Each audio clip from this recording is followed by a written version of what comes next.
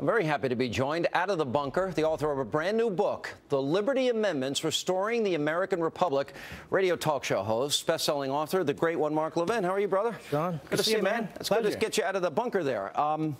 The book is phenomenal. Thank you. All right. I've read it cover to cover. I want to start with, you believe America is now in a post-constitutional period and that this was anticipated by our framers in 1787, and there is a mechanism that they have created that would allow amendments to begin in the states. I'm not explaining it as well as you. I want you to lay out the case. Well, I think we had to stop fooling ourselves. You know, I've written other books about political philosophy and conservatism and non-conservatism. You look at the government today, it's not really a representative republic. You've got a massive bureaucracy pushing out 3,000 laws every year. Nobody's voted for them. Nobody even knows who they are. You look at the Supreme Court today, one justice moving in one direction or another issues these breathtaking laws that have effect on the entirety of society with no recourse. You have the President of the United States brazenly, rewriting laws and saying if Congress doesn't act, he will act.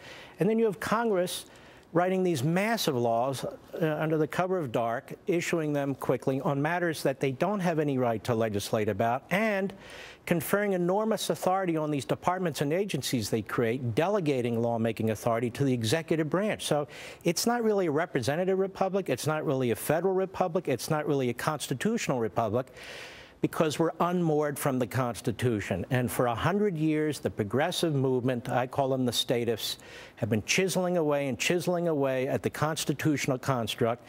And it's time for conservatives and other Americans to say, you know what, they've succeeded. This is why we have top-down government. This is why the government's involved in everything from selecting our toilets and our light bulbs and our automobiles and our toasters. Now they're in our health care. They're collecting all kinds of data on us. And I'm simply saying, I think it's time, if Americans want to remain free, to start reacquainting ourselves with the Constitution, and specifically Article 5, and specifically the second part of Article 5, which is the amendment process. The framers thought, some of them in particular, that we might reach this point with an oppressive centralized government. You look at the Constitution, it is written to prevent this. But they feared that, politicians would lack virtue and we would reach this state. And so they left us a legacy. They left us the Second Amendment process under the Constitution, which essentially bypasses Congress, bypasses the federal government, and gives the states the power collectively in a convention, not a constitutional convention, a convention, the Constitution says, for proposing amendments to the rest of the states. That's very different, though. Very different, because the Constitution is not up for grabs any more than when Congress, 2/3 of both houses, recommends amendments to the Constitution. Here, the states would be recommending amendments to the Constitution. The reason the framers did this is because they said an oppressive federal government, an oppressive Congress, is not going to rein itself in with constitutional amendments. And I'm not into just amending the Constitution willy-nilly. I'm into following the process the Constitution itself grants us. We are the progeny of the framers of the Constitution. This is our heritage. And we can beg senators and congressmen to reform themselves all we want. It doesn't appear they're prepared to do it. We can beg the Supreme Court not to issue outrageous decisions based on their own policy preferences. They ignore us. The President of the United States could care less what we think. So this is a way, the framers believed, for the grassroots, the people engaged with state delegates and state senators to begin a long process of taking our country back. This is an answer to all those people that are watching the statists create this all-powerful central government, an assault on individual liberty, and all the people that say, what can we do? This is the answer.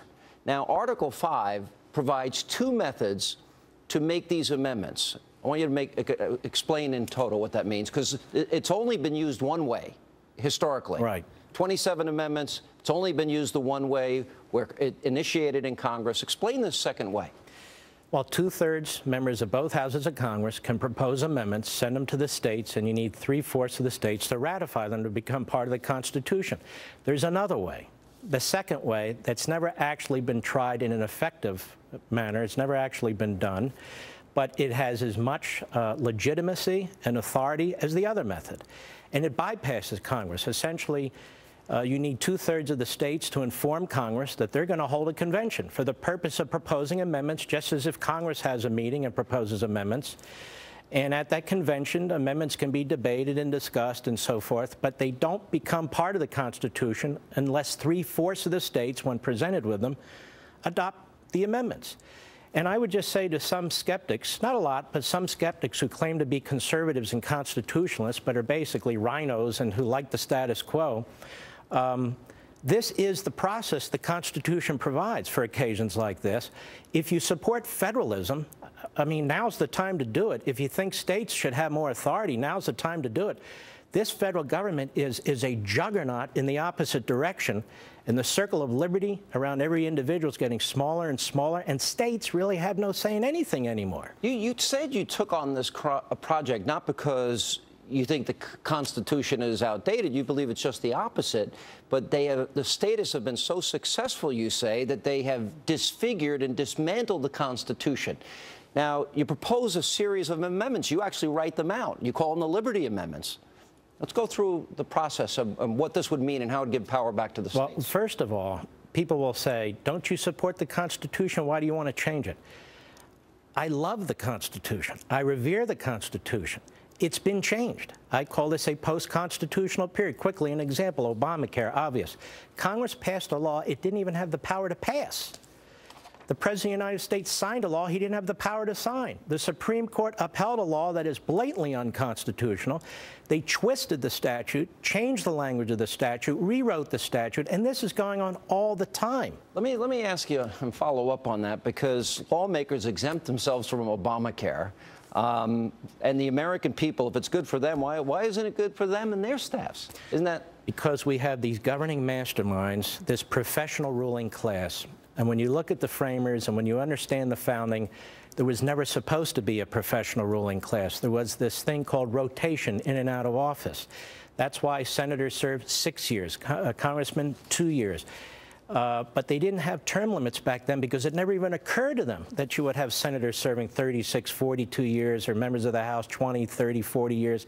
It didn't even occur to them. They felt strongly in a citizen legislature.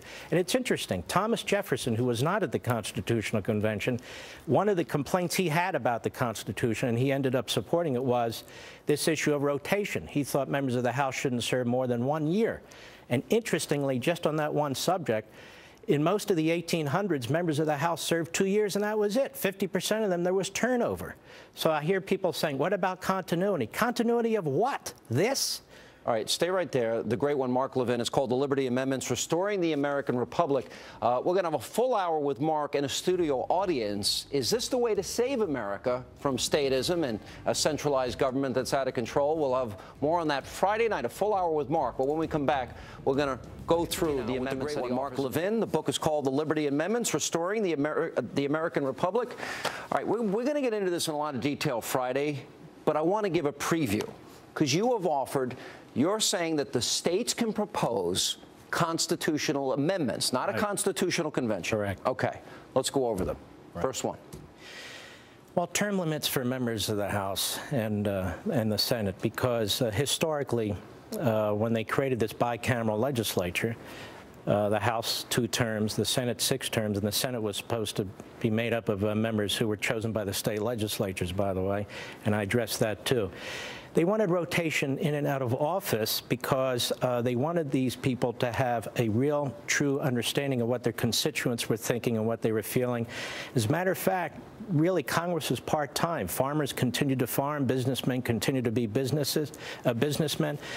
And you can see the problem today. I mean, you have members of Congress who represent certain industries or unions or interests as much or more than their constituents or states. Mm-hmm. You have an example. I'll give you an example. Let me also talk about the 17th Amendment, where you have to take this. You want to abolish it.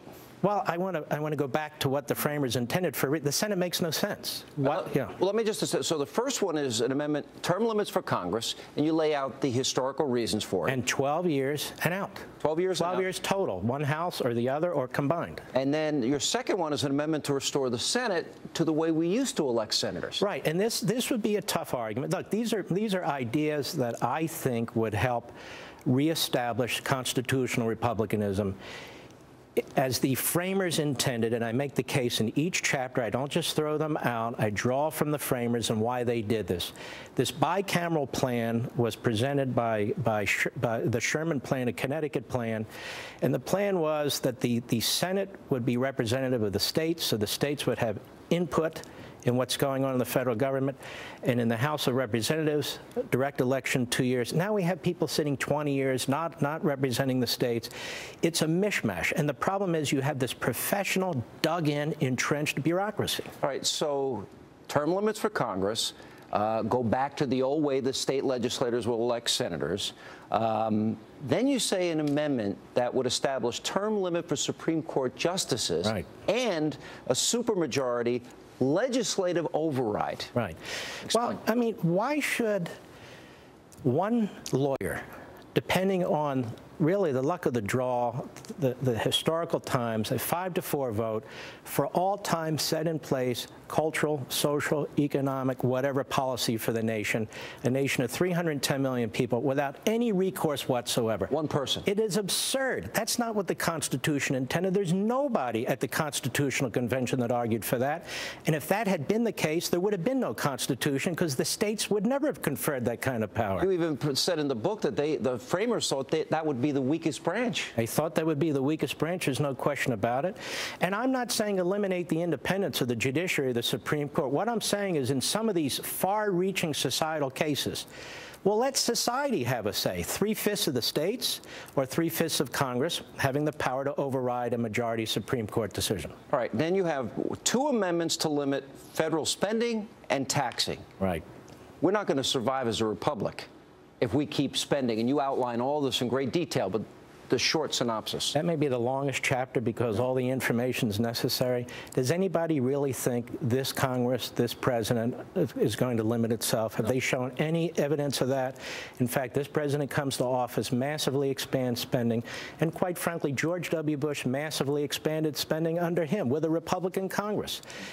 This is not Republican or Democrat. This is constitutional and originalism. And the problem is, under Republican administrations and Congresses, under Democrat administrations and Congresses, we have this massive explosion of the federal government. And if we don't constitutionally limit that, and how much of our private property they can take through taxation, well, we're doomed, because they're not going to limit it. You have an amendment to limit the federal bureaucracy, which is now, as you said, they're in every aspect of our life. They're even designing our cars. Well, the federal bureaucracy is the 4th branch of government. Yeah. They issue 3,000 laws and rules a year. I mean, and the people have no say in it. So that is a delegation Congress gave to them, and I say it ought to be delegated back. You believe an amendment to promote free enterprise, protect private property, grant the states the authority to directly amend the Constitution. Right. 2/3 of the states to directly amend the Constitution. And look, the Constitution's been rewritten and mangled and amended left and right by all 3 branches of the federal government. I'm talking about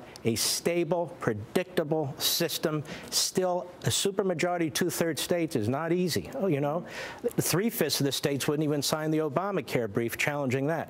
So these are still supermajorities. But Sean, there needs to be recourse for the people, not through majoritarianism, but through representative government. That's what the states were supposed to be, a buffer between them and the federal government. So the bottom line here is, and we'll go into great detail for the full hour we have you on Friday night. You're coming back. We're going to do a live audience show. But the bottom line is that there is recourse. It is within the Constitution itself, and it begins with state legislatures, and the amendment process can happen. In other words, you believe this is the answer for those that say, what do we do? I believe it's the answer, and I believe we conservatives or constitutionalists or Americans generally, we have to have the resolve that the left has. They spent 100 years pushing for this government-run health care, and they finally got it, and they wouldn't take no for an answer. we should spend whatever time it takes to protect our children and our grandchildren and future generations and reestablish the Constitution and the liberty that flows from it. All right, Mark, great book, The Liberty Amendments, Restoring the American Republic. We'll see you Friday night. Thanks so much.